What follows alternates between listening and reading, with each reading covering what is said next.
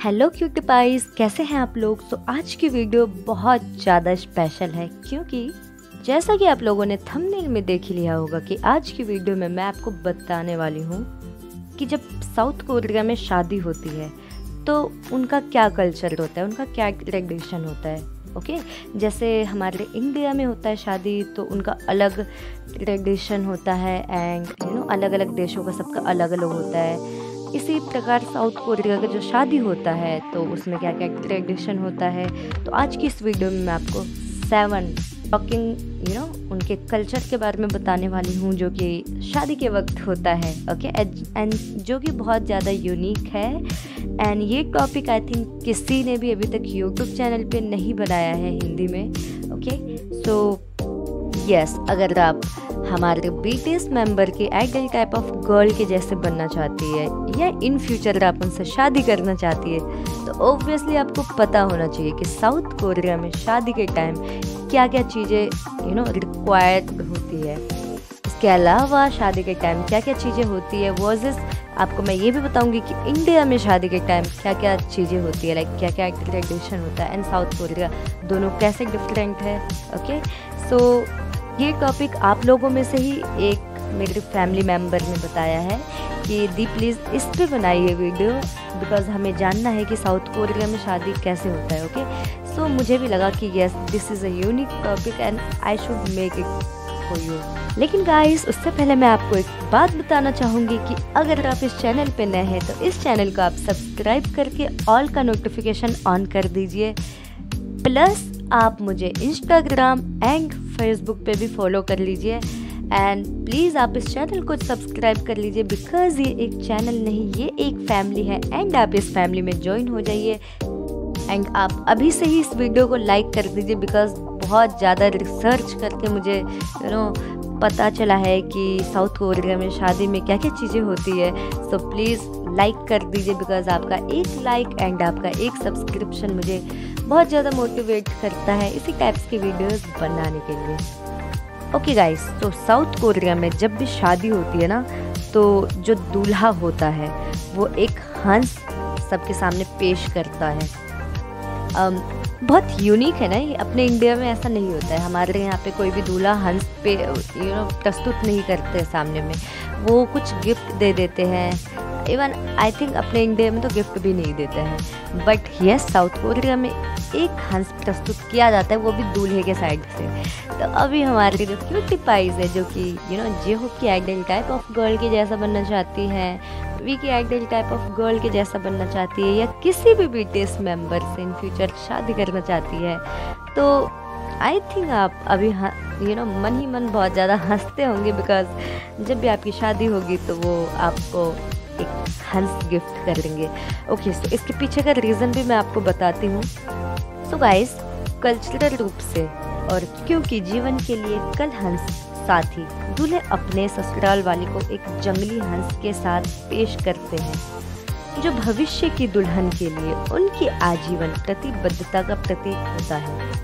समय के साथ यह कल्चर कम शाब्दिक हो गई है एंड इसको जियो नारी के रूप में संदर्भित भी किया जाता है। ओके तो गाइस अब क्या होने लग गया, जैसे ही मॉडर्नाइजेशन आने लग गया है साउथ कोरिया में भी तो अब वो क्या करने लग गए, वुड के हंस पेश करने लग गए। मतलब उनके पास अब चॉइस आ गया, नहीं तो पहले वो जंगली हंस ही पेश करते थे या सबके सामने प्रस्तुत करते थे बट अब वो लकड़ी के हंस को भी पेश करते हैं। तो आई थिंक आपको समझ में आ गया होगा कि इसके पीछे का रीज़न क्या है।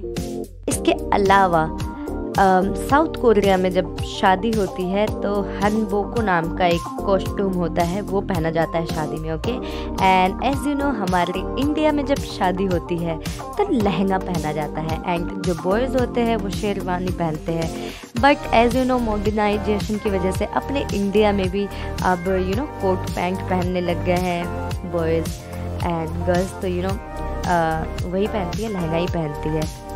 सो हनबोको जबकि कुछ दुल्हनों से अधिक पश्चिमी शादी की पोशाक शैली पहनना पसंद करती है। तो ये जो हनबोको है ना ये साउथ कोरिया का कल्चरल ड्रेस है लेकिन अब एज यू नो कि जैसे अपने इंडिया में चीज़ें चेंज हुई है ऐसी साउथ कोरिया में भी हुई है।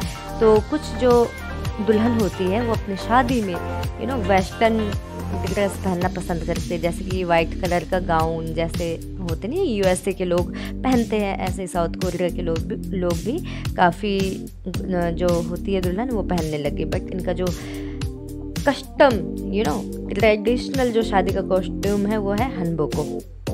तो कई अभी भी समारोह के दौरान हनबोक दान करने की परंपरा को कायम रखती है। ओके गाइस, तो दुल्हन लाल पहनती है और दूल्हा नीला पहनता है। हनबोक उनका जो कॉस्ट्यूम होता है। ओके, कई कल्चरल के समान रंग योजनाएं महान सांस्कृतिक महत्व रखती है।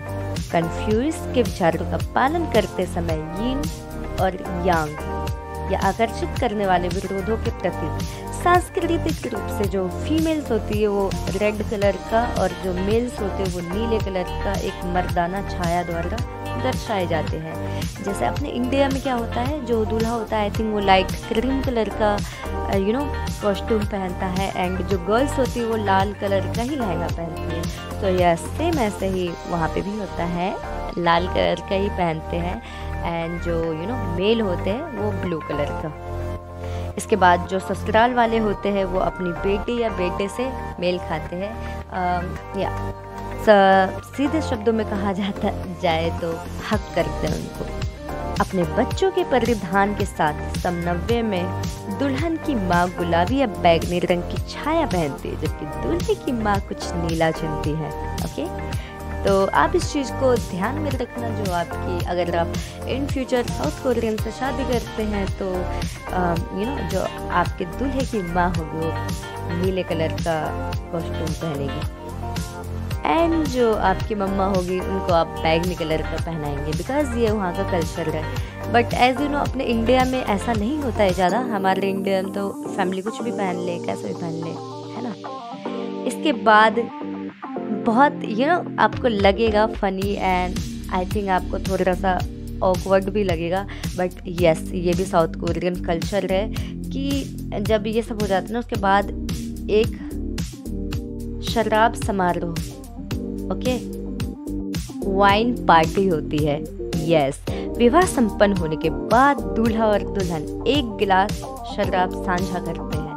तो कल्चरल रूप से यह शराब दुल्हन की माँ द्वारा उगाए गए अंगूरों से बनाई जाती है, लेकिन कई लोग इस प्रथा से भटक गए इन द सेंस कि मतलब जैसे होता है ना, जो दुल्हन की माँ होती है अंगूरों से बनाती है, बट एज कि मॉडर्नाइजेशन आ चुका है तो वो अब लोकल वाइन खरीद के भी इस प्रथा को संपन्न करते हैं। तो अगर अब इंडिया की बात करें तो इंडिया में ऐसा कुछ नहीं होता है। आप लोगों को तो पता ही है, अगर आप एक इंडियन है तो वाइन पार्टी नहीं होती है इंडिया में। सो आप एज अ इंडियन किसी कोरियन से शादी करेंगे तो हो सकता है ये आपको थोड़ा सा ऑकवर्ड लगे जब वाइन पार्टी हो तो, ओके। बट इसलिए मैंने आपको पहले ही बता दिया है, ओके, ताकि आपको पता हो ये बातें। उसके बाद वहाँ पे नगद उपहार मतलब कैश प्राइज दिया जाता है नवविवाहित जोड़े को एक उपहार के रूप में जो एक साथ अपना जीवन स्टार्ट कर रहे हैं। मेहमानों से अक्सर शादी के उपहार के रूप में एक लिफाफे में नकद लाने की उम्मीद की जाती है। करीबी दोस्त या रिश्तेदारों के लिए थोड़ी अतिरिक्त देने का रिवाज है। ओके, सो यस, वहाँ पे जो है मतलब ये एक वहाँ का ट्रेडिशन है कि जो गिफ्ट में ना वो लोग नगद का ही करते हैं, सोचते कि नगद ही दिया जाता है और नगद ही का वो एक्सपेक्ट भी करते हैं। बट अपने इंडिया का अगर हम बात करें तो पतीला पतीली थाली बर्तन साइकिल कार लाइक नगद के अलावा भी हम काफ़ी भावनात्मक हैं, इमोशनल हैं। हम सोचते सब कुछ दे दे, बेड पलंग ये वो ब्ला ब्ला, हम सब कुछ देने लगते हैं। बट अगर आप एक साउथ कोरियन से शादी करना चाहते हैं तो आपको पता होना चाहिए कि वहाँ पे नगद का ही रिवाज है। सो आप एक लिफाफे में करके नगद ले जाना, आपको ज़्यादा टेंशन करने की कोई नीड नहीं है। ओके, एंड लास्टली जो होता है शादी के बाद भविष्यवाणी करना कि जोड़े के कितने बच्चे होंगे। तो अगर हम इंडिया की बात करें तो यहाँ पे ऐसा कतई नहीं होता है, कोई भी भविष्यवाणी नहीं होती। इवन हमारे तो बहुत सारे कल्चरल में ऐसा भी माना जाता है इंडियन में, क्योंकि हम सभी मिक्स है, सब एक समान है। तो कहते हैं कि जो बच्चे हैं ऊपर वाले की देन है ना। तो ऐसा कुछ नहीं माना जाता है कि कितने बच्चे होंगे कितने नहीं होंगे। बट अगर आप एक साउथ कोरियन से शादी करते हैं तो आपकी शादी के बाद ही भविष्यवाणी कर दी जाएगी कि आपके कितने बच्चे होंगे, 1 होंगे, 2 होंगे, 3 होंगे। ओके, सो शादी के बाद युगल पारंपरिक रूप से दूल्हे के परिवार के घर जाते हैं। ओके, जहाँ दुल्हन अपने नए ससुराल वालों को गोलियां और खजूर देती है। पाईबैक के नाम से जानी जाने वाली ससुराल वाले अपने नई बहू पर फल और मेवे फेंकेंगे, जबकि वह उन्हें अपने हनबोक में पकड़ने की कोशिश करेगी। ये ऐसा होता है जैसे हम इंडिया में विदाई के टाइम चावल फेंकते हैं ना पीछे, लेकिन ये साउथ कोरिया में वो अपने ससुराल में पहुंचने के बाद कुछ फल वल उनके ससुराल वाले फेंकते हैं। वो हनबोक जो मैंने आपको बताया, इनका जो कॉस्ट्यूम होता है उसमें वो कैच करने की कोशिश करती है दुल्हन। ओके, सो कहा जाता है कि दुल्हन द्वारा प्राप्त नट और खजूर की मात्रा उसके भविष्य के बच्चों का प्रतिनिधित्व करती है।